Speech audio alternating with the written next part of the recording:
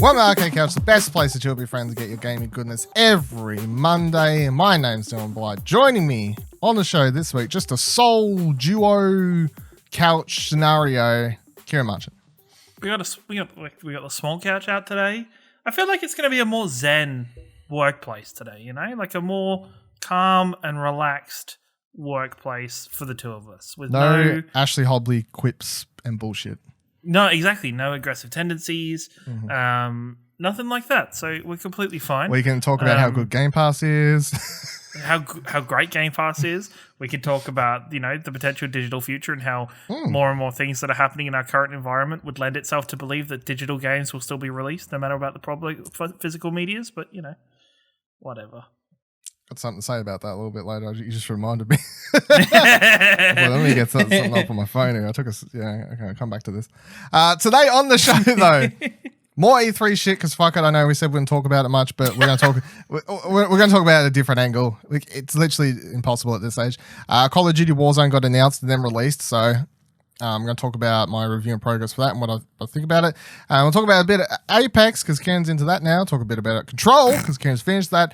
But we have three kind of shortish news stories before then. So, firstly, this is more just of a confirmation, I think, more than anything. Like, there's not much to read into it. But IGN writes, CG Projekt Red has announced that it will begin developing a new game set in the world of The Witcher, but not The Witcher 4 after Cyberpunk 2077 is released. Speaking to Eurogame Poland, with translation confirmed by IGN Poland, president of CD Projekt Adam Kaczynski explained that the developer has created a clear concept for a new single-player Witcher game and that production would begin in earnest once Cyberpunk 2077 is released. After Cyberpunk 2077 sees its initial release, CD Projekt Red will have two larger teams working on Cyberpunk 2077's multiplayer, which... Just to pause there for a second. Until I was reading this earlier, completely forgot that was a thing, even though we talked about it on the show. Yeah, we talked about it here, but I completely forgot, to be honest. Yeah, got delayed and stuff, yep. Yeah, and DLC respectively, with a smaller team working on the Witcher game. Kaczynski also reiterated the fact that the new Witcher game would not be The Witcher 4, i.e. a continuation of the story of Geralt, the protagonist from the first three mainline Witcher games. This is in line with what Kaczynski has been saying for several years.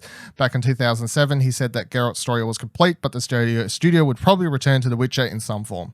So really, and I remember that story, and I remember at the time, and my thoughts are still the same, which is that surely that's just him basically saying the next game's just Ciri as the protagonist. I feel like that's the... Yes, I think they've done enough in Witcher 3 to build Ciri up to be the protagonist.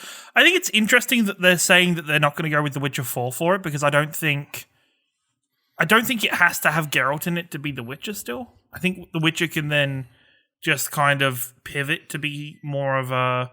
Yeah, Ciri being a Witcher. Ciri or... Well, the problem is with Ciri being a Witcher is it depends on...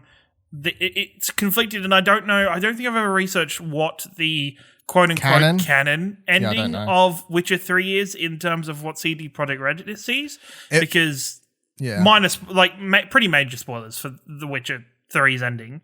But so skip ahead. It's been a while. It's been a while. I think we're allowed you to talk pretty much about can either decide if Ciri is going to be like the empress of the entire realm, or if Ciri's going to just go and live her life as a Witcher. And so it'd be interesting to know which is the canon version of those two choices. I mean, if they are continuing the story, then they would have to choose option B. Like, they would have to be like, that's the canon one. Or they could just go completely left field and just go backwards. Like Star Wars is currently doing. Just go back towards a different time where witches were a lot more prevalent and there were a lot more witches, and just build up a new character. My only problem with that is that's rolling some dice, like literally, because they know everyone likes Ciri. Like, Ciri is a well-beloved character, mainly from Witcher 3. That is the game where everyone loves her from. Yeah, of course. You know? Of course. Where she becomes a badass fucking... And you've got the Netflix show now, even though that's not related to the games, it's still building on Ciri's But if that's the only version of Ciri we had, she wouldn't be as loved as she is now. Everyone loves her kicking ass in Witcher 3, correct. You know? That's one everyone buys figurines of and statues and has wallpapers and whatever else. So that's a known factor that people would happily play, where you're like, oh, let's go back and have a random Witcher character. The second they roll dice on having people get attached to another random Witcher character, that's, playing it loose. The only thing that makes me kind of lead towards that being more of a possibility is going to backwards and having a different character completely. It's just because I would believe if it was going to be Ciri, they would go The Witcher 4. Like, for me, because I still think that is a continuation of the same story. I mean, yeah, but they may be like, oh, we'll do 3 games with her now, and they can call it like a separate Witcher trilogy type thing. Or are they just being like, we're going to try this. If people don't like this, we've got Geralt as a backup still, and we can force Geralt out of retirement and call it The Witcher 4. And well, it's no different than Mass Effect Andromeda, right? And not to say that this will turn out as bad as that, but like story-wise, that is Mass Effect 4. It takes place after Mass Effect 3. It has slight connections to Mass Effect 3, but it's just set in a different universe. But it's still Mass Effect 4, you know? It's just... Yeah. At the time, they were calling it Andromeda because they were trying to build a new trilogy, even though it was a continuation, not a reboot or a side separate thing. It was a continuation. And then that died for Titanfall because Titanfall went to be an amazing success. Yeah. Anyway, not Titanfall, freaking the other crappy game that I can't remember what the hell that game's called. What is that game? Dragon Age? The one that tanked. No, the one that tanked last year. Oh, Anthem. With the mechs. Anthem, that was it. Anthem died. Mass Effect died for Anthem, and that's how bad Anthem is. I can't even remember the name.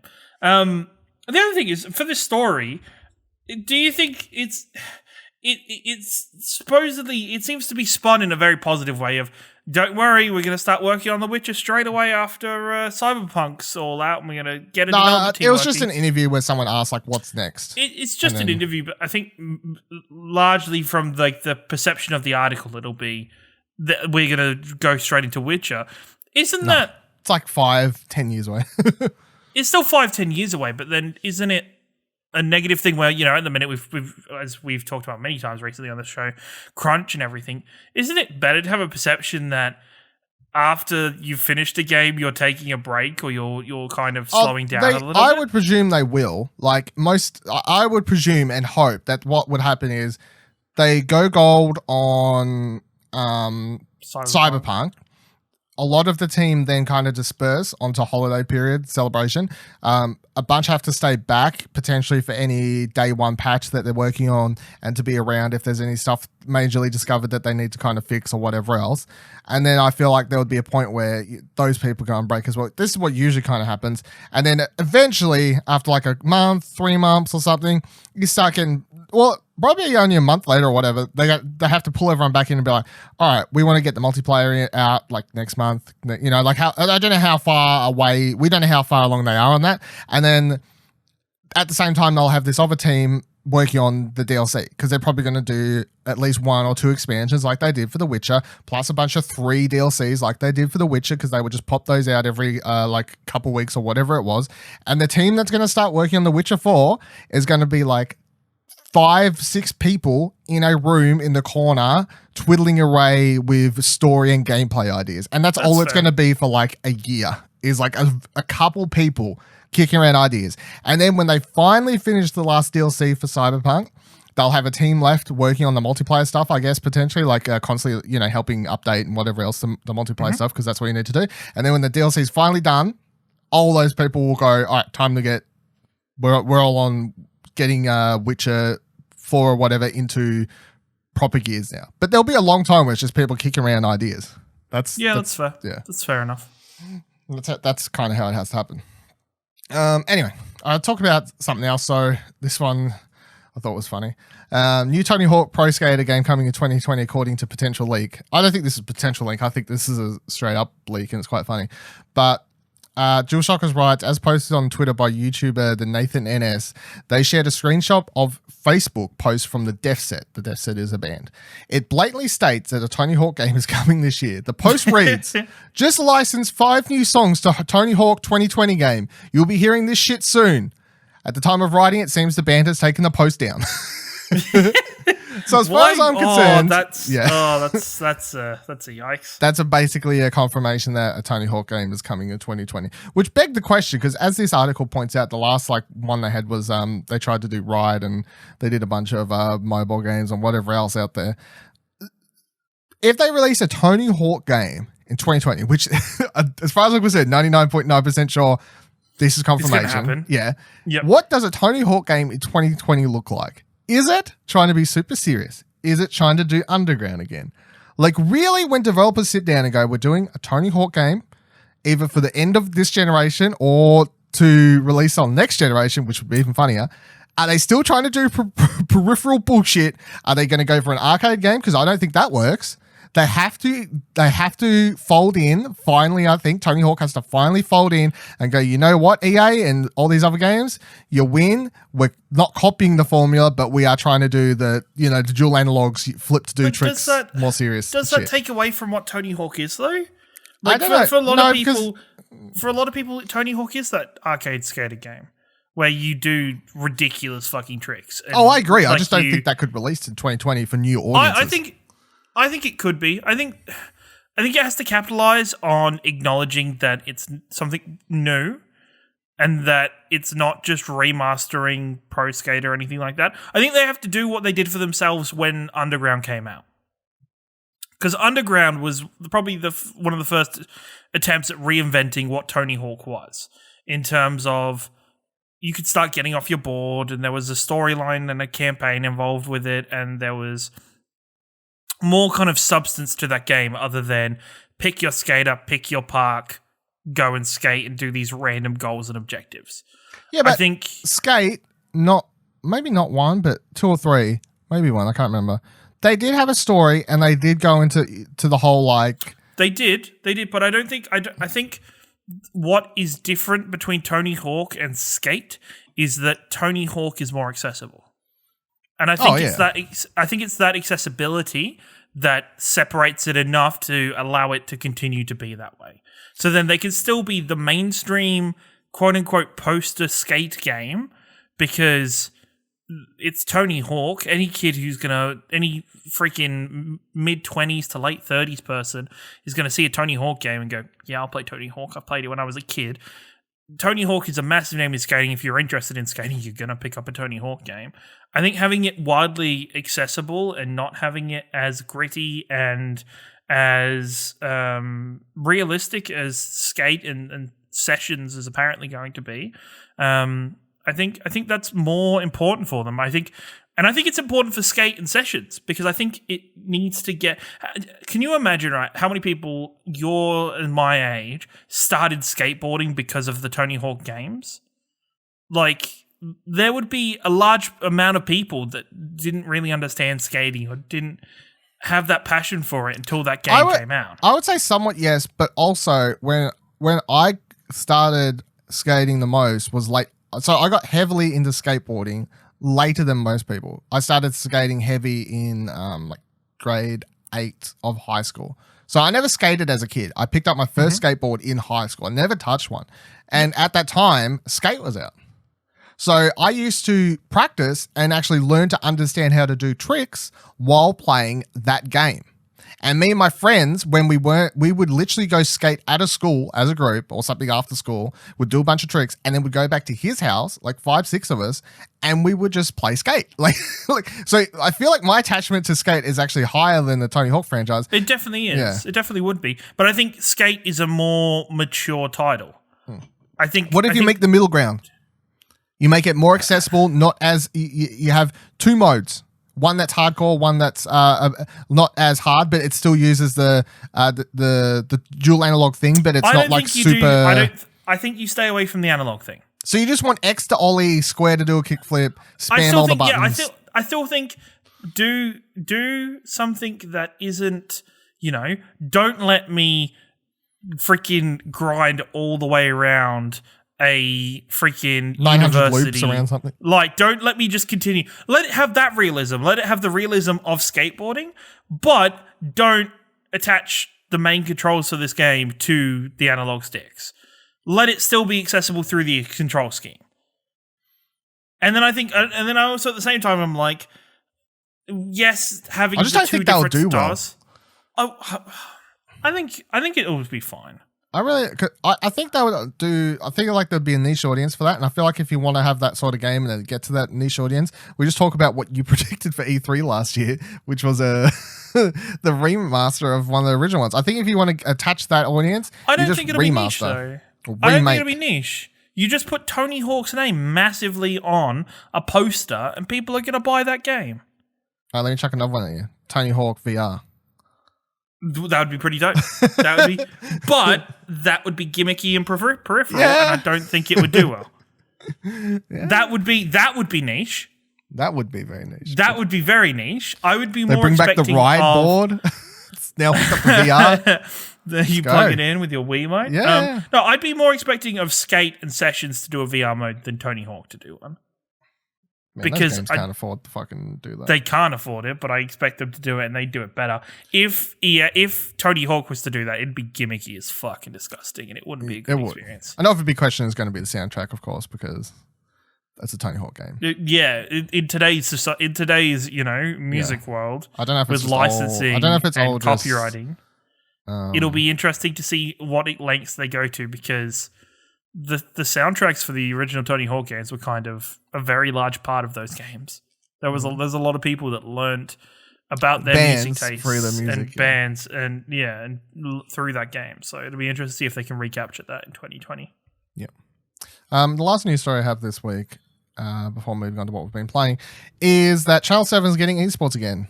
Right, Kotaku. 2 years after abandoning their foray into esports and video games, Australian broadcaster Channel 7 is having another crack. The network Wednesday afternoon announced a new partnership with Let's Play Live, LPL, to air weekly premieres esports shows to their 7mate secondary channel. The first shows will kick off weekly for 2 months, with Rainbow Six Siege matches broadcast at midnight on 7mate every Thursday. The official release, however, said that the partnership would see 7mate air a year's worth of content for 2020. Throughout 2020, we look forward to broadcasting LPL events to Australia fans on 7mate.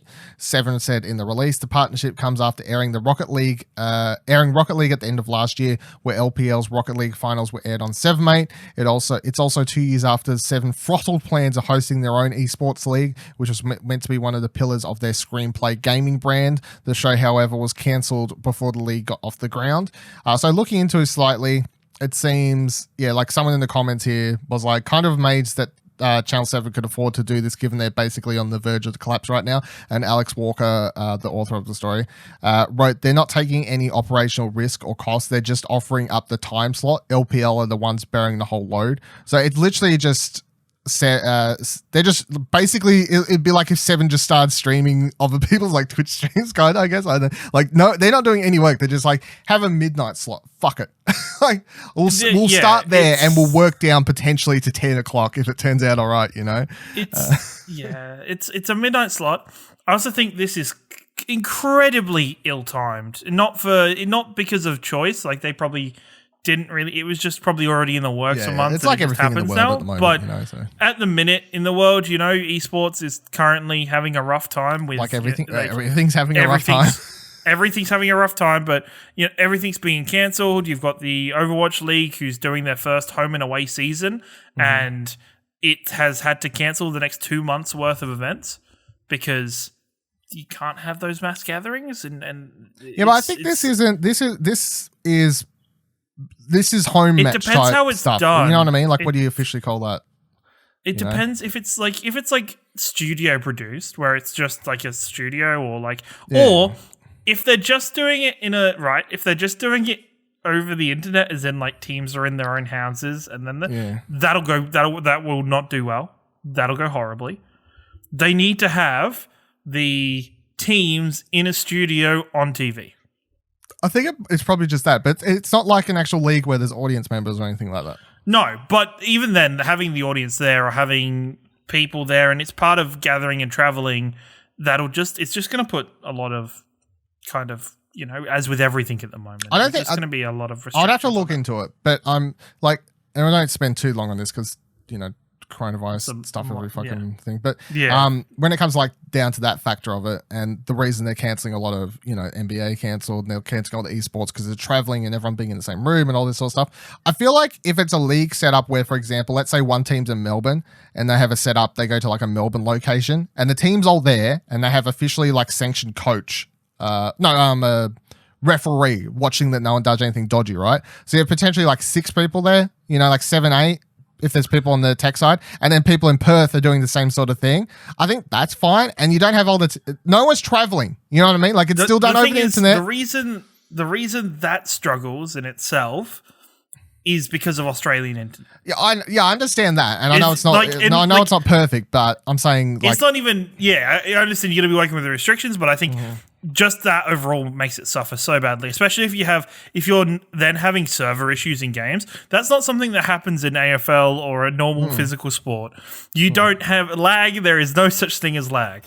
No football player is going to catch a ball and then in his eyes, it lands in a different spot to somebody else's eyes. It just doesn't happen like that. So they'll work around it, and I hope it does something, but I think this is going to be another failed venture, sadly. I think this will be a flop because I don't know who's going to watch it at 12.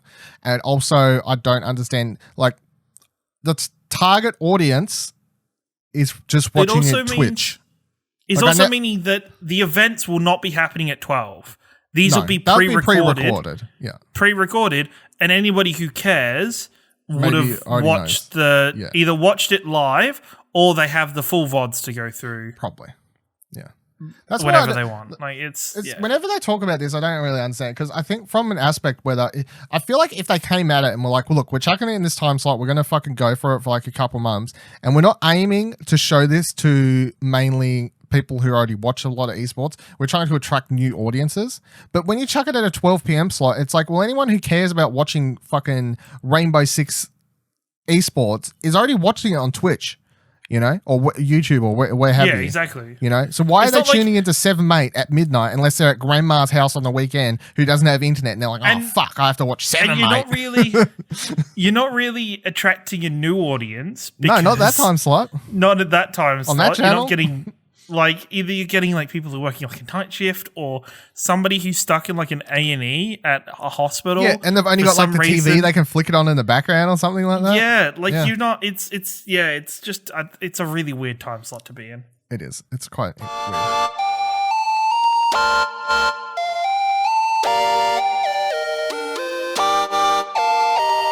All right, let's get into what we've been playing. So first thing I want to go over is Call of Duty Warzone. It is the standalone battle royale. It's weird to call it that because that's what, the whole big promotion thing is. It's the Call of Duty's, finally they've released a battle royale mode, but also there is a different mode in it that is called Plunder. That's not the battle royale mode, so that's why it's called Warzone. Anyway, there's 2 modes in it. It leaked, the whole news thing went like this last week, or last week by the time this comes out Monday. Like one day this dude accidentally on YouTube set his video to schedule, like it published early. So I can't remember the YouTuber's name. We wrote up a news story about it, but Ash wrote a news story about it. I was sitting there, I got a notification come up on the news thing. It's like Reddit's going crazy. I'm like, what the fuck? I like click on it. And I'm like, I watched his video. I'm like, oh fuck, this dude's gonna be so much help for breaking an embargo, because he got flown over to play the game with a bunch of other people. Yep. And I like messaged Ash straight away. I'm like, here's a video. And then I wrote down a bunch of dot points while I was watching it because I was at work at the time. I'm like, here's all my dot points and here's the video. Can you write a news story? Fucking hell. Not put out. And anyway, they announced it the next morning, obviously. And then the game dropped like the next day after they announced it. So it was like on a Wednesday or something like that. I was excited to get into it originally because I played a lot of Blackout. I'm not a big fan of this because it's neither anything like Blackout or anything like other stuff we play, like Apex, and it's just I find it quite weird. I have a lot of problems with it currently. It's weirdly also, they never said it in any of the release stuff. They never said it was in beta, but when you boot up the game, it has beta in the top, the right hand corner. I'm like, I don't know if you ever mentioned this. Like, when's it coming out of beta then? Like, is this a Fortnite scenario? Is it just going to be in beta forever? What's the go with this? Yeah, I don't understand this, but the main things of this are, you drop in, of course, 150 players, a lot of players. The map is the biggest map in a Battle Royale game. It's huge, but also it's too big to the point that 150 players does not feel like enough for it, weirdly. I feel like they need to actually up it to 200 to make the map make more sense. Feel it. Or have it so that because the way I actually think like one of the things I've watched a lot of it through different streamers. I like the idea of how the names of places show up over the top of it. Oh yeah, the UI design of that and stuff is cool. I like that UI design. That's fucking cool. I think in that same UI design, you could randomly close off locations, in each map, so that it's randomized every time. Possibly start the circle. I think you could shorter. Start moving. Have the circle moving faster potentially, but. That's the main thing. So to get into like the general way the game plays, the first couple of games I played, I found it quite boring, oddly. It's like, how much playing a Call of Duty Battle Royale game boring? Because you land, and then if you fight someone, you do, but if you don't, you're often just like, what am I doing? Like, what is the goal at the moment? It's just really like aimless. People just kind of wandering around, and also there's nothing really to loot for, because there's no like gold shield to find equivalent from Apex or something. Like there's no shiny items you can get. You want to kind of go find money, and then with the money you can find a buy station, and then everyone's goal usually is to buy a loadout drop thing, and then they just load in their loadout from the main Call of Duty game. That's what everyone just seems to do, because you can literally just get that into the game, which I find quite weird. It comes with all your perks as well. If you run around team deathmatch with your perks and these guns, you just bring that into the Battle Royale game. So that's weird. Once it gets to the second half of the game, that's when I was having more fun. Like the best position I ever got was 4th. And the couple games I did get like top 10-ish or whatever, I'm like, this is cool. Because once the circle starts coming in, it gets a lot more hectic. You're forced to move. You're forced to have team fights. And this is what I like about Battle Royales. I like having to be forced to move to somewhere or think about where I got to go, plan while you're running, fight while you're moving. I like it to be that sort of thing. But the first half of the game, I'm like, what are we doing? What's the aim of this? The other thing that annoys me is I feel like it has kind of overblown the barrel with chances to come back into the game weirdly, and there's like no downside to it. So one thing the game does cool is that when you die for the first time, you'll get chucked into this gulag 1v1 match where if you win, you will just auto drop back in. So that's a cool idea, and that's the first couple times you do it. Very cool. This is interesting. Like my team's still in that map fighting, but I'm locked up here waiting for my turn to have a 1v1 battle for my life kind of thing. And that's cool. But the thing that annoys me is that because everyone knows they have a chance at least winning one free respawn, I find that every game I played, my teammates would play ridiculously reckless because of this, because there's no real downside to it. Because if you lose your 1v1, you get $4,500, and you can get that money by finding it randomly in houses or by running around the map and performing an objective. So manhunt, defending a flag or whatever, they'll give you money. And then you can buy infinite amount of respawn tokens. One match I respawned a dude. I brought this dude back, $4,500. He dropped. He got himself killed in 30 seconds after losing his 1v1. So he's now died twice. I brought him again. He came back in. He died like 5 minutes later. I'm like, people just play ridiculously reckless because they think, no, I could just die a million times. It's fine. I'll keep going. Like, there's no downside to it, so that kind of annoys me. It's odd. Is it? Yeah, it seems weird. And I think I was fascinated by it when I first saw the Gulag incident. I was like, wow, that's really cool. But then, technically, you add an extra 75 players into the maps, into the game, theoretically. So it's not 150 players, it then becomes 225 players because and that's it. Once you get halfway through the match, it cuts off though. Does it? I did not know. So once you get to like top 10 or 15 or something around that, I don't know the actual number, but if you die then that's it. Okay, that's good. No that's gulag. Good to consider at that point. I think this game has a lot of options and there's a lot going on with it. Even just stuff with the store and even the stuff with the store and collecting money for it. Mm-hmm. I think the gas mask is a very interesting item to have, an item that helps you survive the zone. I think that's an interesting thing that I don't think any of the others do currently. No, not something that directly is just for surviving it, I don't think. Yeah, exactly. Like directly will help you survive the zone for, I think it's like 20 or 30 seconds or something. Yeah. I think it's interesting. I just think maybe it's just going to take a lot of balancing, which worries me because Call of Duty and balancing can be a little weird sometimes. I found it hilarious that they pretty much make you download if you haven't got Modern Warfare, they make you download the entire game pretty much, or at least the multiplayer side of the game, which is like 80 to 100 gig. Just there you go. Download that. Because they want you to buy the full game straight after, and they're like, you got it, bro. Yeah. And it's still it's all tied into the same progression system, which I think is interesting. So that I don't mind that. I think that's cool. Like people I think it's really cool. People have been playing multiplayer for so long, like I've got all my guns with my skins and my loadout and my characters unlocked. But then also you're not having to take a break from your progression to play Warzone. You can continue getting progression and building up, leveling up your guns and stuff in Warzone. I think that's really interesting. My one thing for that which would be cool, like say a Call of Duty, like we're going to presume Call of Duty is coming out later this year, whatever that one is. I think Treyarch's supposed to be working on it now, which is weird because that means they've skipped someone. Anyway, like if they bring Sledgehammer, like I think the rumor is they were supposed to be doing it, but it was going horribly long, so they dropped out. And Treyarch was like, "We'll pick up the dust." But anyway, whoever releases it, it'll be cool if that comes out. And then that has its own multiplayer mode and single player mode. But then they're like, and all the unlocks in this are going to tie in, like, they link them both up to Warzone. I think that would obviously be quite cool. In my review and progress, I have given it a 6.5, even though I'm kind of down on it, because I appreciate that it is giving the Call of Duty player a very Call of Duty Battle Royale experience.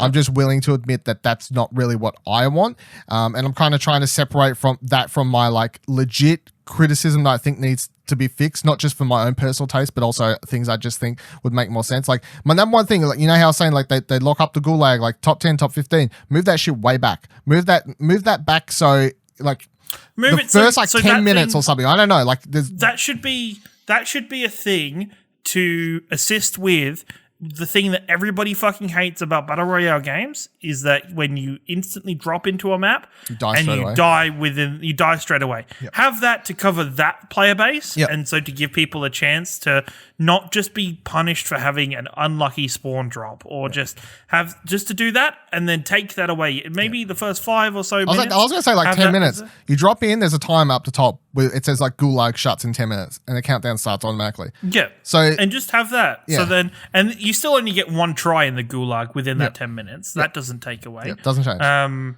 But yeah, I think that would work really well. It would balance the game, but then also not feel like the game is being stretched out even longer. I think, as you mentioned to me personally, that the average game time for a full game of Warzone feels incredibly long. It does feel very just because of the amount of players in the game. Mm-hmm. And, I think when we were playing Apex after it, your common quote was, "Oh, look, we made the top 10 already. Look at that." Like, yeah, because you could play for like half an hour and it'll be like, "Oh, I died. What did I get? 27th." The fuck? And I know that makes sense considering there's way more teams, obviously. So it's like, of course, it takes longer. But also, you feel like you've been playing forever and that's all you got. You're like, for fuck's sake. Like, I would say, because when it hits like the second portion of the game and the circle starts moving in, it moves in like really fast. I think they need to move that up. So it starts moving in even earlier. Like give that 10 minutes for like of kind of slow time at the start or whatever, potentially even less than that with the gulag open. And then once that shit shuts, circle's moving in every that's it. It's moving every 2 minutes. It's in, and it moves fucking fast and it hurts. And all yous better get going, it's a huge map and you could have these like sprawling, I want to say people racing across it, fighting, they're in Jeep shooting one another, fucking helicopters. Exactly. There's vehicles in this game. So it's not like there's no way to cover ground quickly. Mm-hmm. That might not be readily available. And it might be a big risk to take those vehicles and helicopters because you kind of become a target. Mm-hmm. But make that a choice that people have to make in the game. Yeah. Make it risk reward. Maybe put some of the higher loot areas towards the outsides of the map and be like, cool, you're going to have high loot, but it's up to you guys to make it back. Like, you've got to make it into the ring in time. So, because at the moment, they want the early game to be, you're supposed to, and no one's doing this because, no offense to Call of Duty players, but y'all terrible at playing team-based games. Everyone just runs off playing fucking team deathmatch, doing their own thing. And that pisses me off. And I do think that's a Call of Duty, like, general player-based thing. They're just like, I run around, I kill people. But they want people to drop in as a team and they want them to go off and do these 3 objectives: capture this point to get money, go on a manhunt to get money, find the several amounts of crates that gets you money. They want you to do that to get a bunch of cash for the first half of the game. This is how I think it's supposed to work. They want you to get a bunch of cash, and then when the second half of the game starts and the circle starts moving in and all this sort of stuff, then you've got the cash for reviving people in team fights, buying kill streaks, or whatever else. But no one's doing that. Everyone's just sitting on top of buildings, camping for sniping and whatever else. And you're like, do you want to go do this thing? And they're like, nah, I'm gonna sit up here and camp in this fucking house. And that's what majority of people are doing. So I'm like, they need to encourage people to get out, and they need to give either better rewards or better reason for people to actually start moving around and do stuff. Because the other really weird thing is, because you drop in with a pistol in this game, right? So most battle royales, you drop in, you got nothing. Everyone's running around like headless chicken looking for stuff. And this is something I pointed out in my review. I'm like, when you drop, just start shooting people. Like, if any other game I play battle royale, like the one I play the most is Apex, obviously. When I drop, straight away you kind of want to be like, you want to get a gun and you want to turn on something straight away. Like, and the thing I find for Apex, one of my number 1 tips for people would be like, if you run into a room and you see a blue or purple body armor or a gun, don't go for the body armor, go for the gun, and then kill the person going for the body armor and then take the armor off them, you know, because you'll win the gun versus armor no matter what, because they can't kill you. In this game, you land, you got a pistol, people are running in for guns, but I'm like, it doesn't matter if they get a machine gun. You shoot them in the head first with the pistol, doesn't matter. So there's really no reason to like start looting, because I'm like, you've got what you need, dude. And there's no better shield. You just start with the best shield in the game already. So I'm like, what am I doing? Why am I running into the house? Really? I'll just let's kill people. Let's win the game now. Like, I find it quite weird. I find it like quite objectionless. I think that's my problem. I'm like, what is the objective at the moment for me to be doing and my team? Okay. Like, is the objective to camp? That's boring. I don't want to sit on the rooftop for 10 minutes just with my sniper rifle fucking sitting there jerking off. Anyway, I hope it gets better. I haven't deleted it because I'm like, I said review in progress. I'm going to go back when they say, like, I expect them to start tweaking little small things here and there and whatever else over the couple of weeks. So I'll keep going back in to test it out. But yeah, that's my Call of Duty Warzone thoughts. You got any more? No, I'm pretty good. Let's move on. Let's talk a little about Apex. I know people may be like, the fucking Apex. I swear every 3 weeks you're talking about Apex. Look, I got a reason this week. Because a funny story, everyone. The other night, we get me, Ash, Ciaran. We play Apex. And we played a little bit before, obviously. We played on stream if you watched us play when Season 4 started. And I feel like Kieran's complaining half the time about the fucking game. And I swear he hadn't clicked. I was complaining about my problem is, and it's starting to click. That's the night that we're talking about here and last night, that my aim on a controller is just flat garbage. I feel slow, I feel sluggish, and it just really frustrates me because I'm used to seeing an enemy flicking to it and being able to shoot and aim properly and being able Everyone's on the same level as you. You just got to get used to the same level. Yeah, and it's just, that's the thing. And I think it started to click that night, and last night I started to aim better and I was like, okay, I'm getting this more now. It's okay. It's just I'm getting beyond the frustration of the controller. So the funny thing is that we play a couple of games, get Ciaran a win, which was quite funny. My first console win. It was just a big moment, and I wanted to share that for everyone. Yeah, it's fun. And it was a beautiful moment that we all worked together. Yeah. There was one thing that I'm glad it's really obvious in the video. So I don't know if you noticed this, but in that winning moment, there's a good maybe 5 seconds where I'm shooting at you, thinking you're a bad person. Yeah, not the bad when you aim person. down scope, it doesn't show you the people's names. Well, I was just all over the place. Disoriented?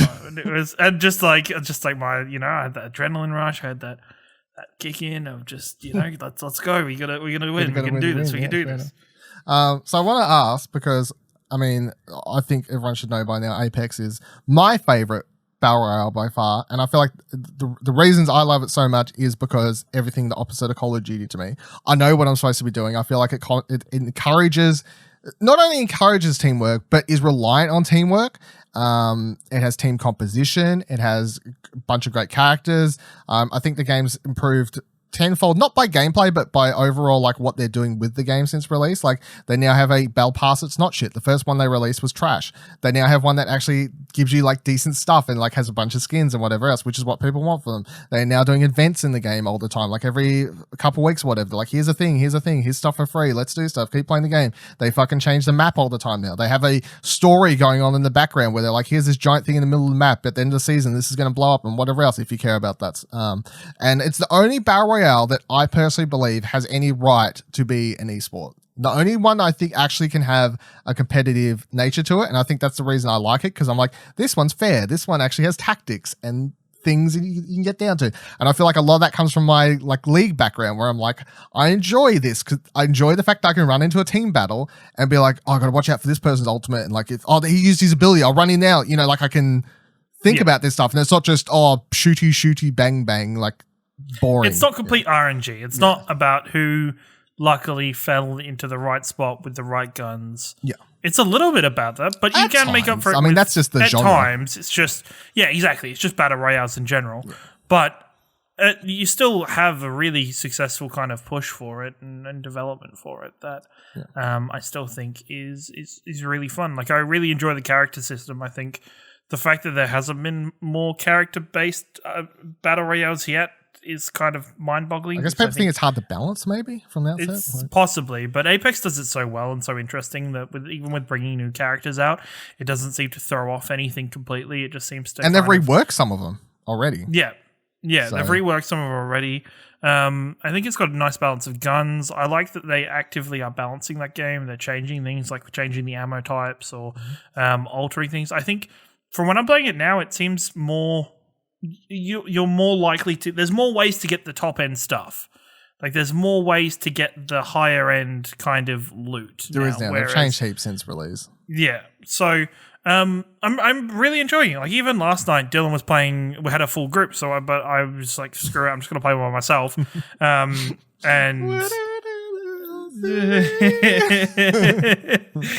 and I was like, okay, fine, cool. I'll just play by myself. And I got carried to 2 wins. And it was still really fun. I still had a good time, and it was still interesting to learn. And even every death, you feel like it's not a death where it's just like you were unlucky. It's a death where you're like, I could learn from this.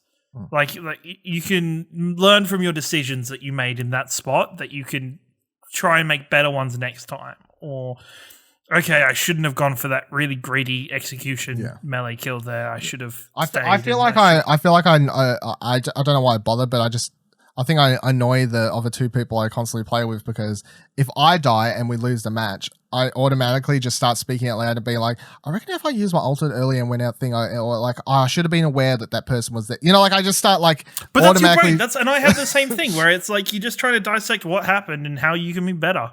That's just the competitive nature of playing MOBAs. Yeah, that's what I'm saying. I think that's my league days as well. I'm like, why did I lose game? Not like, I lost because of a team cheated or like, because of this. I'm always like, but like, what was my mistake there? My mistake, where it's sometimes just like, I should have picked up a better secondary gun. Or something. Or I should have focused more on grabbing shield packs. And straight up, sometimes it's like, I missed all 4 shots that I took with that fucking gun. And that's why I lost, because I missed them. It's as simple as that. Like, there's no...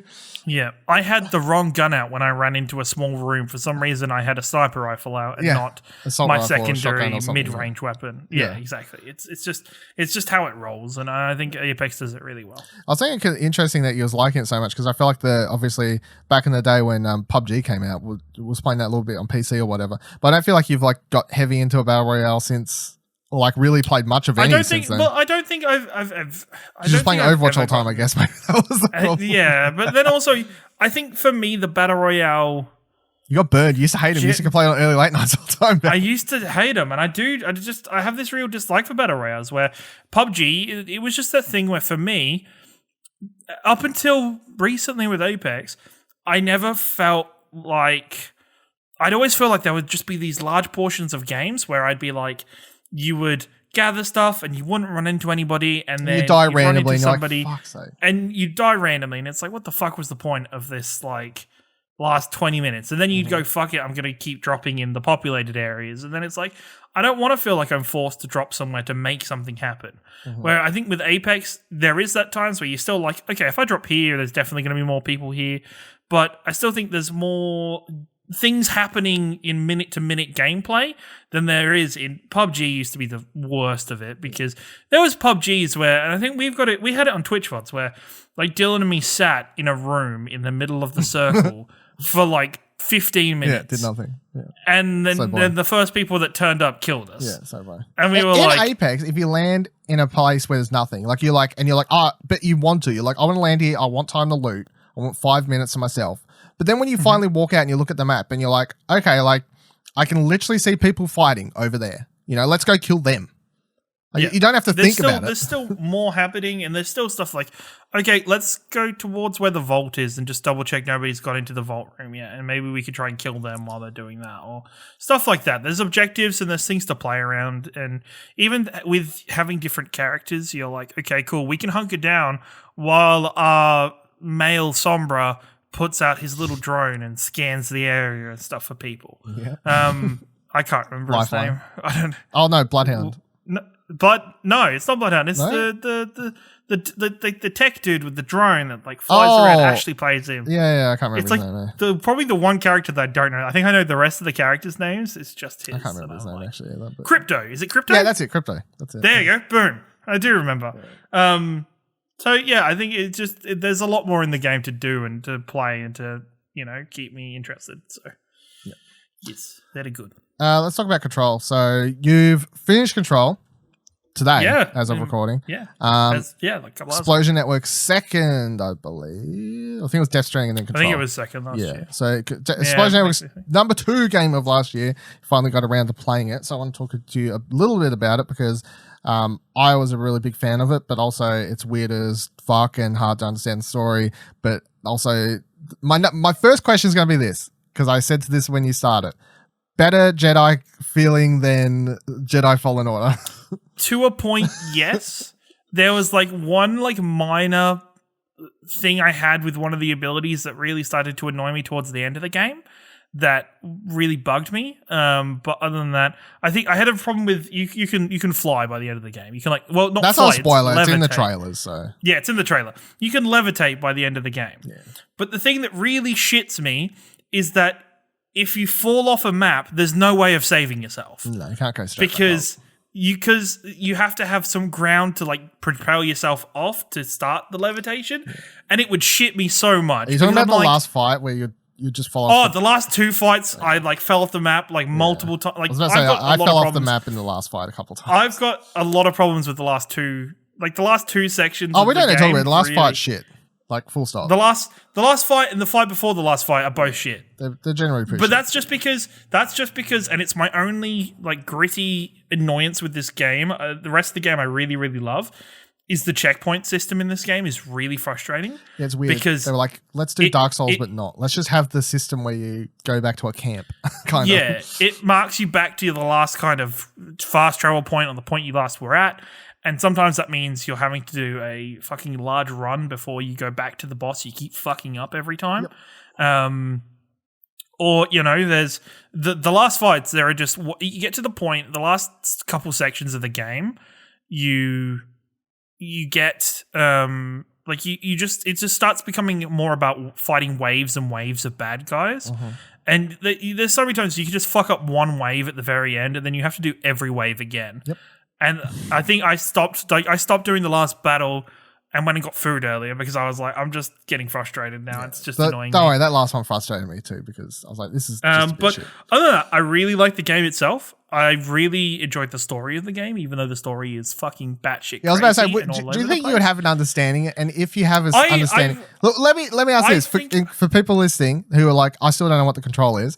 Without spoiling the story, but using your own words, do you want to just try and describe what Control is about? Because I used to all the time on this, and I'd be like, it's about like a board, and they talk to you, and then you become the director. Like, you want to So explain what Control is? So, the Control is about this girl called Jessie who was part of who was looking for her brother, which leads her to a place called the Bureau.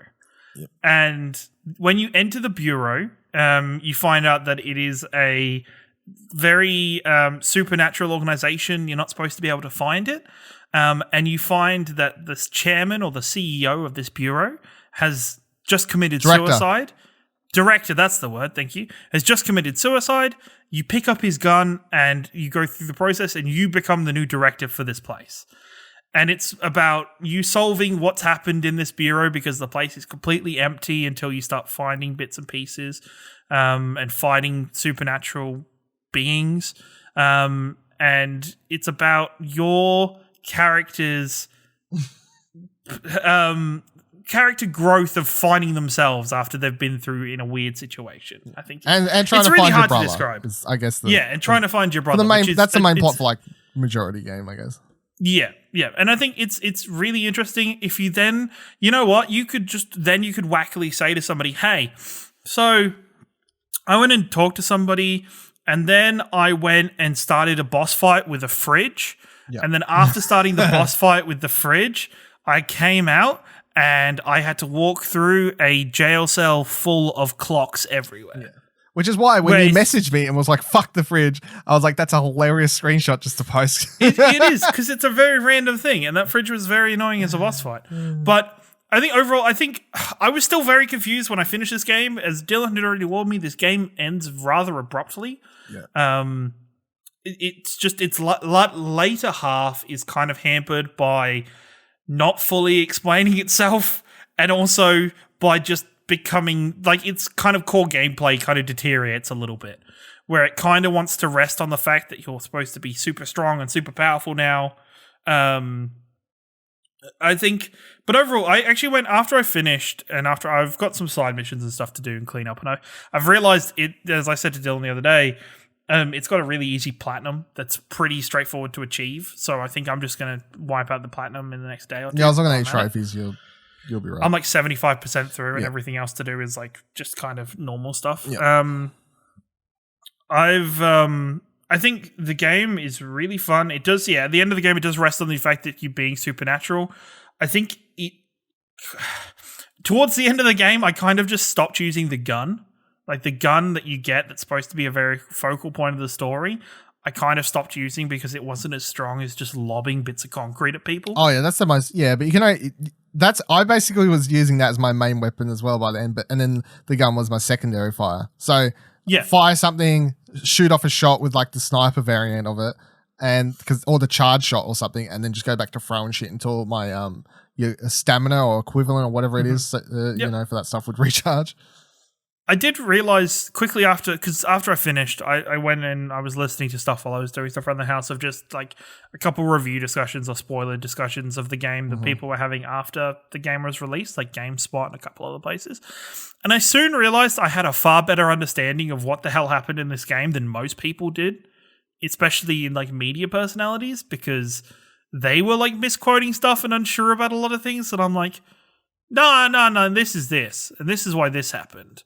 Like, there are still some stuff in the game where I'm like, I don't understand that. And I tried to look up YouTube videos and they started to talk about high-level psychology and theorizing. And I was like, I'm good. I'm not in the right headspace to listen to this right now.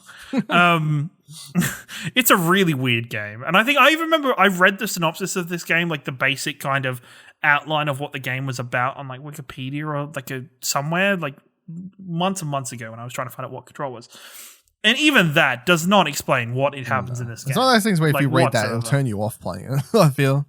You're like, what the fuck? It's like you have to go into this organization and you become the director and you have to... It's like, what? Okay, sure. In a lot of ways, I feel like the way the game ends, because I just talk about in a second, the DLC is coming soon. I was going to tie that onto this. But I feel like the ending really is like... Because their game, Remy's game before this was Quantum Break, right? Which obviously was basically a TV show and they filmed all these live action segments for it. And before that, Alan Wake, obviously, that was very TV showy. I feel like the way that Control ends isn't very video game ending. It's more like the end of a first season of a show. And I feel like that all makes sense given the developer. It does this weird thing. It does this weird thing as well where it tries to fake out the ending and then it's not really the ending. I enjoyed that though. That was fun. I enjoyed it, but then I was like, because I remember I saw somebody like afterwards on YouTube was like secret ending and I was like, It's not the secret ending. It's just the ending. That's just. I'm like, wait, does this mean people actually quit out in that first credits section? Please don't say people do that because that's really dumb. I think like it does some really interesting. I think other than the two end bits, which I've whinged about enough, I think overall the rest of the gameplay is really fun and it has really varied. I think there's some really interesting characters in it that make you go, "What the F is going on?" Like they're just kind of confusing. There's a lot of optional stuff in this game that you don't have to do. Like I went and found that I could just go sit and talk to my brother for a good 10 minutes of just listening to his wacky shit that isn't anything to do with the story, but just listening to the stuff that he's saying when you do eventually find him. Yeah, it's a whole lot of stuff. It's a game. Yep. So you came for the DLC because you can't finish it at the best time. So because yes, the thing that was interesting to me because I think the Jukebox DLC was like the one they put out was just they were just basically challenge maps. They weren't stories. That came out like halfway. That came into the game like halfway through the game, and I was like, I think you're DLC. I don't think you're a real side mission because I saw the Jukebox and then somebody gave me a token for it, and I was like, yeah, that's DLC.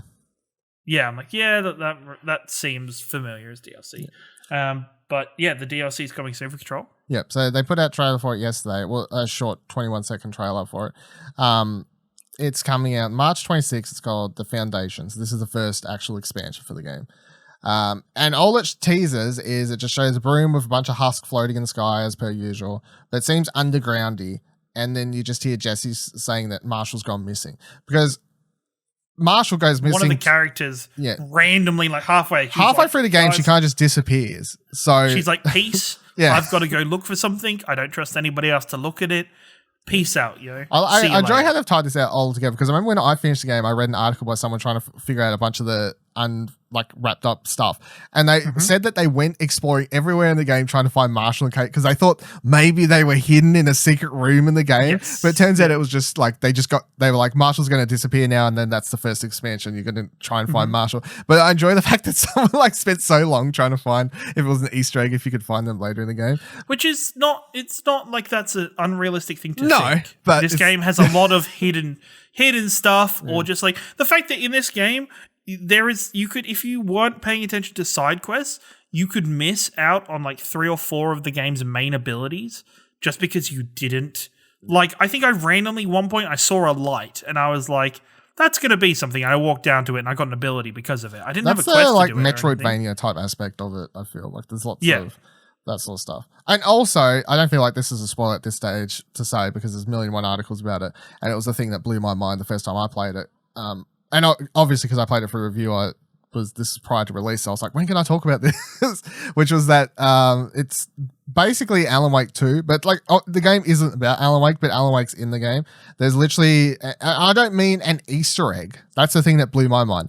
It's not like there's an Easter egg that mentions Alan Wake in the game. There is literally in the room where that place where the fridge is, you can literally find something that is a hologram of Alan Wake, the character in the game, talking, because spoilers for how Control kind of works is that they basically explain that Control is all about these objects of power, right? So like projector's a big one in the game. Like there's all these other objects, like a fridge as we're talking about, object of power, right? Random objects. And basically what this game does is it retcons sort of that Alan Wake, the events of that game are because of an object of power. So now you've got all of Remedy's games coming like full circle, and I'm like, this shit's like next level, tying all their shit together. It's kind of cool. And you can miss that if you don't explore. And I'm like, this is important information everyone needs to be aware of. And in case anyone doesn't know, because when they announced the expansions back in the day, the second expansion that comes out later in the year after the Foundation comes out in a couple of weeks was called Or. And I remember when they posted it straight away, I was staring at it. I'm like, Or? Alan Wake expansion? It can't be that easy, can it? But I think it is. I legit think it is because No. There Or is Or is a thing in the game. Active world event. Yeah, I think it's like probably like a double. It could be double. It could be about about what happened in Alan Wake's story. That could be a thing. So I was trying to look up. But it is like there's no way to like share this really. But in the image for Or, it's got AWE is the big, like, it's got the letters, and then the top half of it, of the letters, is blue. And yeah, so I wasn't talking to a mouse. The top half of the logo is literally Alan Wake in the middle of the picture. And then Jesse's down the bottom. And if you can look at this and tell me it is not Alan Wake in the top half and Jesse down the bottom, I'm seeing things.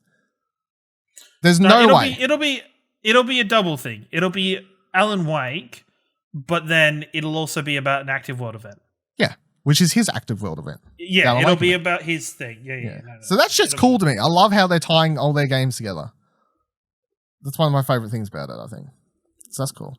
That's why I was originally going back and playing Alan Wake after I finished Control. back last year. I think a lot of people did that. Yeah. I think that seems to be a very normal thing to have happened after playing Control. I got to get onto this stuff. So we'll have more about Control soon because as we said, DLC's out in like a couple weeks, so I'll be playing that. I presume you'll dive back and play that. Yep. Proper story DLC, not just random DLC. Last thing I want to talk about, what I've been playing, is Bloodroots. I'll have my review up by the time this post. I don't currently have it up, but I'm probably going to give it like an 8, 8.5 or something like that. I don't really know at the moment, but I really, really liked it. Bloodroots is basically best described as a game like Hotline Miami, Katana Zero, Ape Out, all these sorts of games where it's about you die you get hit once you die, but then it's about like learning how to master the room and then having the quick reflexes to take down everything in there, like the Hotline Miami was. So in this game, it's basically 2 buttons as well, which is kind of cool. So there's no dodge button or like quick flash thing. So it's literally like one button makes you jump, the other button lets you pick up a weapon, and then you have attack. So, or 3 buttons, I guess, and then controls. But let's go fucking crazy. And, it's asymmetrical type thing. And you literally just go into these rooms and there'll be goons and, pick up a hammer, smash them. But it has so many weapons, and that's what makes the game really, really fun. And it has this, like, Cartoon Network, Samurai Jack kind of art style, which makes it kind of stand out. It's very vibrant colors and these sorts of things. But you run into a room and then you have to be like, pick up this hammer, smash this dude, smash this other person, switch this bat, kill this person because like a bat will break in one hit. A hammer might take 3 hits before it'll break. Jump on this barrel, literally run that into a bunch of enemies. The further you get into the game, they start making enemies harder though. They'll be like, oh, this enemy is a ranged rifleman. So you have to like use ranged weapons or like quickly run over there to take them out before they hit you. Other enemies, they start putting literally like swimming, those circle things. Oh, fuck, I'm mental blanking on the word. Like the make you floaty, right? They put like floaties around enemies. So if you throw weapons at them, they will just bounce straight off them. So you have to like make sure you're getting close to them. They'll add like big dudes that you have like flamethrowers and stuff. So, and then you have to be constantly changing what weapons you do on the fly. But like Hotline Miami, it's like you will die a lot. I died 499 times by the time I beat the game. I counted up all my deaths for each level. I was like, fuck, I should just die once more and get a solid 500 on this. So and I would say that I'm decent at these sorts of games. It took me 4 hours to beat. I feel like that wasn't like super long, but I feel like I'm okay at these games because I've played the majority of these sorts of genres, Hotline Miamis and whatever else. So I feel like a lot of people, if you're not so well versed in them, you'll probably die easily, like 1,000 plus times. It'll probably take you a lot longer, but it's also super rewarding to play. And that's why I really enjoy playing these games, because anytime you die, you're like, oh, next time I gotta remember that like there's a guy there or whatever else. And because every time you die, it just loads you straight back in a second. Like there's no long load times or like, do you want to continue? It's not like, it doesn't even ask you. It's just like, here, you're back. Let's go again. Keep going. Let's keep going. And it just comes down to like replaying it a bunch of times, learning the layout of the enemies, learning out where they are, learning the best way to go. And then once you get the rhythm down, it just feels really badass when you run around the room and you're like, grab this, smash, grab that, smash, grab this, throw that over here, all that sort of thing. And then when you beat the level, the last enemy always comes in with whatever weapon you've got, does different animations. It like kind of zooms in and does like a slow motion takedown. And because there's a bunch of really weird and wacky weapons you can get, like you can literally pick up a banana or like a giant fish. So if you finish the last enemy with it, it'll like zoom in and your character will just be like smashing this person with a giant fish or like shoving a banana into their face or something like that. Sorry. It does have a story. The story is like nothing particularly great, but it's like you'll literally get portrayed by like these 3 people that are in a group, and you get left for dead. So then you're out for a revenge mission against them. So there's 3 acts to it. Each one ends with a boss fight against one of the people. The boss fights reminded me of like old school platformer type boss fights, because it's kind of like the rest of the game where it's like they have like different phases, and it's all about kind of memorizing how to take down said phase. But the boss fights were super enjoyable. They're like have cool music to play, and you feel like really in the moment and this sort of stuff. So, but no, Bloodroots, go read my full review. Should be up by now. Really enjoyable. It's on PC, PS4, Switch. I'm not 100% sure on Xbox, but those 3. Also, Epic Games Store. Sorry, it's not on Steam, so fucking cry me a river over that one. Give it 6 months. Yeah. I mean, what? Yeah,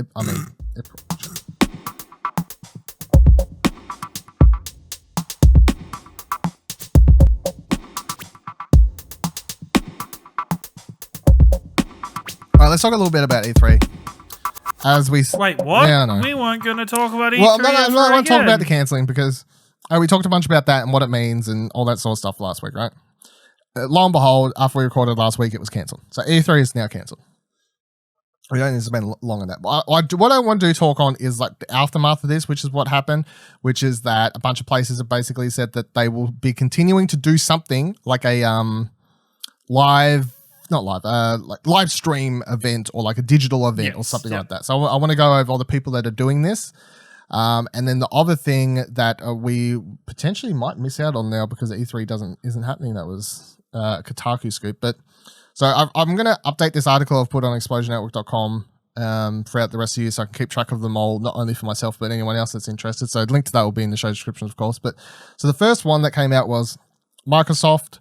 Old Philly Spencer tweeted out, E3 has always been an important moment for Team Xbox. Given this decision this year, we'll celebrate the next generation of gaming with the @Xbox community and all who love to play via an Xbox digital event. Details and timing and more in the coming weeks.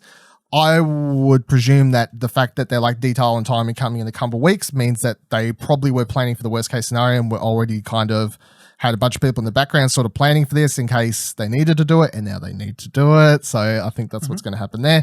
And also, as we said last week, they got to announce the Xbox. E3's a no-show. They got to do a digital event. What fucking choice do they have now? You know, like, yeah, exactly. There's no way around it for them. So the next one was E3.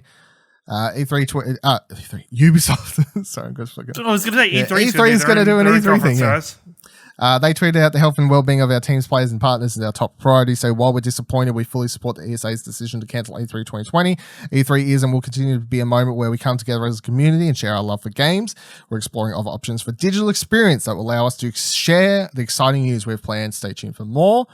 Square Enix on Twitter says sort of similar thing. We support ESA's decision to cancel E3 and send out strongest heartfelt appreciation to everyone that works tirelessly to bring unforgettable games and experiences to E3. We understand this is disappointing not only for our fans who venture from afar to celebrate games at E3, we're right there with you. Our 2020 lineup and our next generation that lies beyond is stronger than ever for Square Enix. While E3 has always been an incredible moment in time to showcase our upcoming games, we're exploring other options to share our games with you. More to come, stay tuned. Devolver Digital put out a joke and said they're looking into doing something, so that's a thing. And then Limited Run Games also tweeted that E3's cancelled, but they're going to do their thing, which would be their 3rd year in a row for doing a event where they basically announce a bunch of physical game stuff, which they've also done. And then the other one I expect to come, which is because when Jason Schreier wrote up his article saying E3 2020 is officially cancelled, his big long piece about it, there's one paragraph that stood out to many, which is, this year a newcomer planned to enter the field. Warner Brothers Games was preparing to host an E3 press conference for the first time. According to 3 people familiar with the publisher's plans, Warner Brothers Games plan to talk about a number of much anticipated games, including a new Batman, a Harry Potter game that leaked in 2018, and the next game from Arkham developers Rocksteady Studios. It remains to be seen whether Warner Brothers will instead hold its own digital event or do something else entirely. So are they suggesting that the Batman game's different from the Rocksteady game? Yep. That's what that is, in fact, Interesting. suggesting. Interesting. Completely different things. Considering what it's good on, especially Rocksteady and Warner Brothers for playing the long con with the Batman related tweets. What was it, like November last year? Late last year. Like just playing that long con, man. Just really, basically the really Court of Owls or whatever pictures. I'm interested to see. It'll be interesting this year. What is a quote unquote presser for, like, what this becomes for these kind of companies? Because it could just be like 20 minutes. It could just be like half an hour tops, where they kind of cut a lot of the filler out that we are used to them having in these shows, where maybe if they can edit it and get it down packed. If they edit it, or they just don't need some stuff anymore, you know? Does Ubisoft really need Just Dance again? Like, are they going to have a dance performance in a Probably not. Maybe not if it's a direct stream thing and it's aimed more at your gamer market, because Just Dance is basically always at E3 for the consumer press, not the IGNs and whatever. So Exactly. So it'll be interesting to see what these developers. No doubt we'll get your PlayStation and we'll get your Nintendo doing them. Like, I don't. I didn't include Nintendo in this article just yet because they tweeted out like, "Oh, we're sad that E3's over. We're probably going to do something." I'm like, "Well, wouldn't you just do a direct around that? Like, you'd never go anyway. Like, you just do a direct. Yeah, I'd expect you to do a direct." So, like, exactly, you just kind of expect them to do it. I think from this and in this format, I think Microsoft. It's kind of Microsoft's thing to lose at the moment, because I think it was always Microsoft's show to lose. It always is, but I think even now it's even more in their court, because I believe Microsoft can do a better job at doing a online streamed event compared to what Sony's going to put out, just because of just what they've done in the past. I think in the recent history, they're, you know... Well, their inside Xbox stuff isn't flash hot. And if they do a digital event that's basically a big inside Xbox... No. They're not going to do a big inside Xbox, though.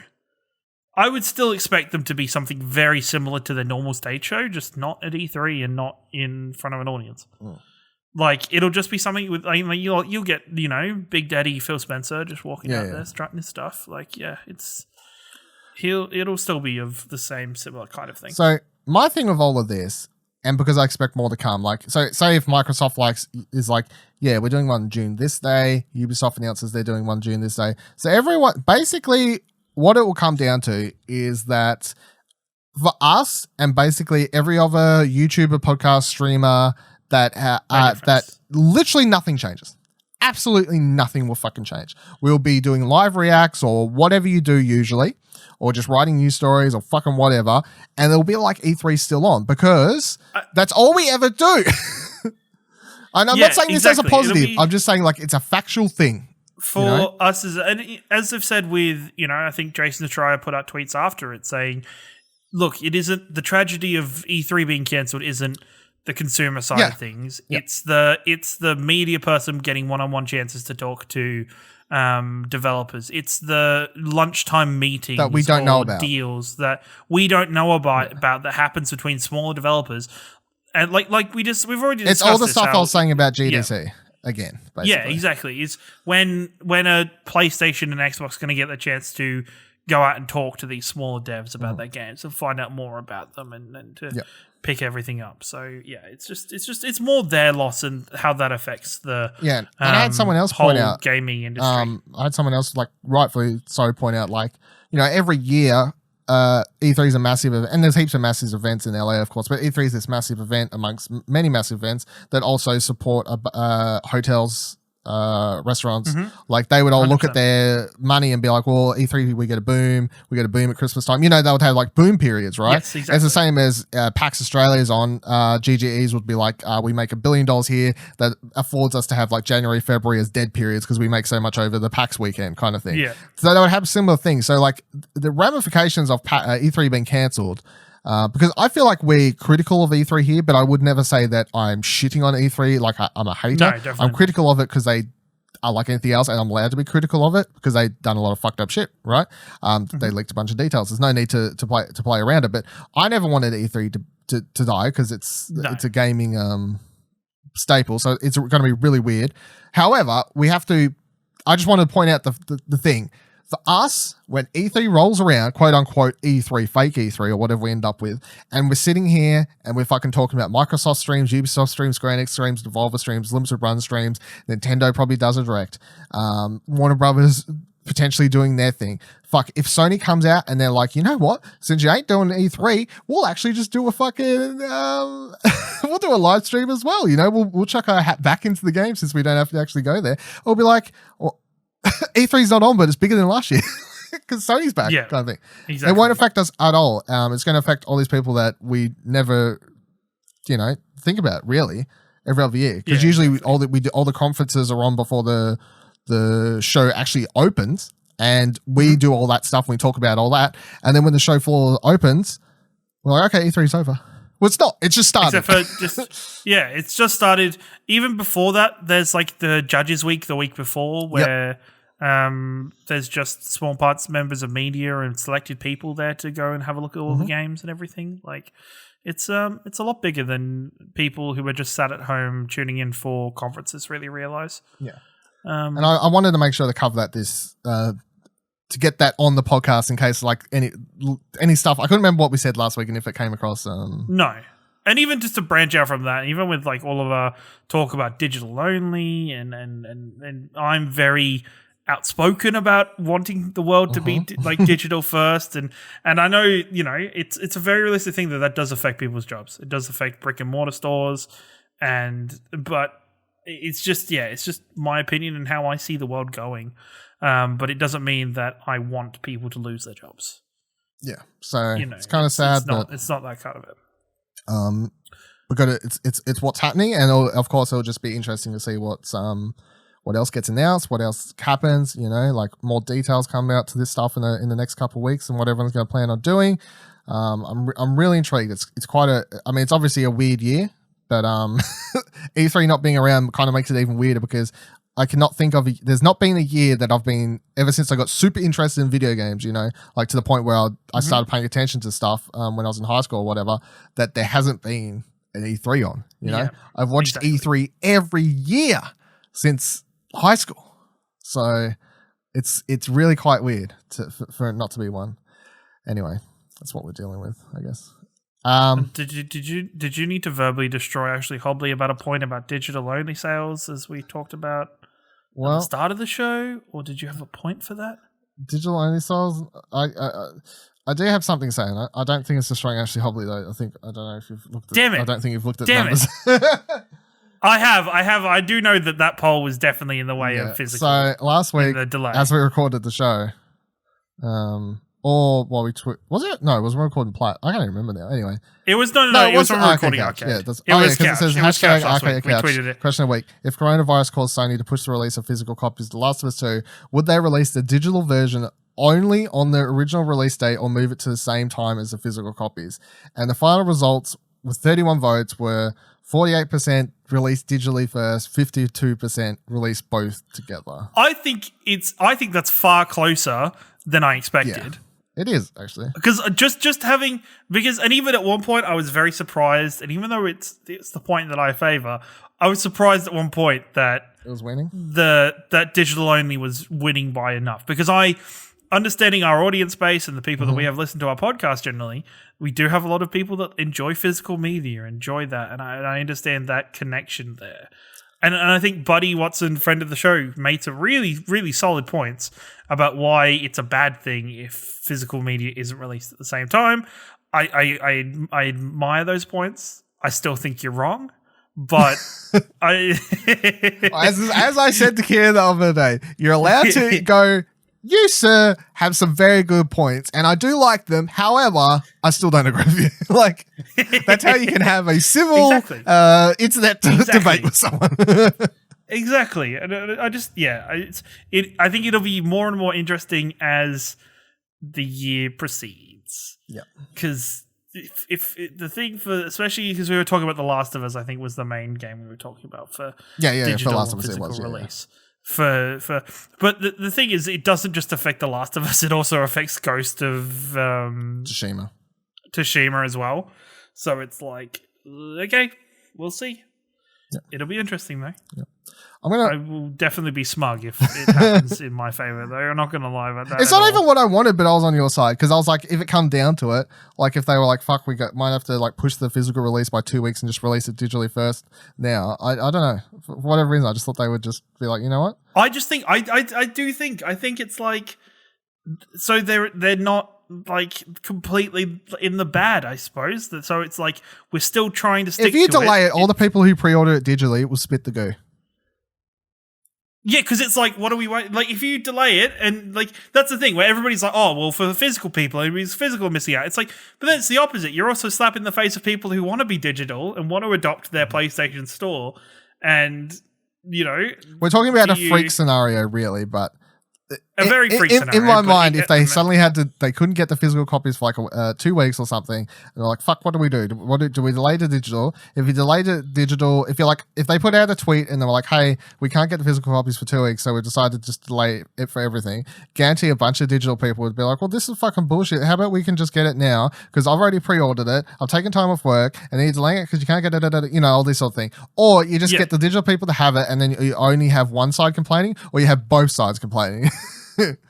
That's what I thought it would be. Like it's either one or both kind of scenario. Anyway, this week's question of the show I'm going to make is: Would you like to see Ciri return for Witcher 4? So go over to our Twitter. It's not Witcher 4. It's not Witcher 4. It's the next installment in the Witcher series. Yes, I'll make sure to word the thing properly. For the next installment of The Witcher, would you prefer to have Ciri in it or a brand new character? Something along those lines is going to be the way I word the question. But you can understand the question as I'm putting it to you right now before I completely rework it.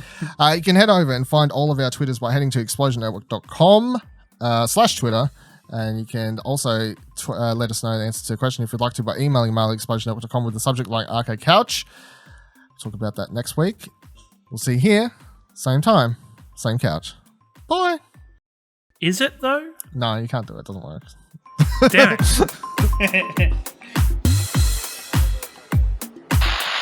Hey, don't forget you can subscribe to the show wherever you're currently listening, and you can drop a review if you can. Find more great shows like this and more content over at explosionnetwork.com. And please consider supporting us for as little as $1 over on our Ko-fi page by heading to explosionnetwork.com/support. Thanks for listening.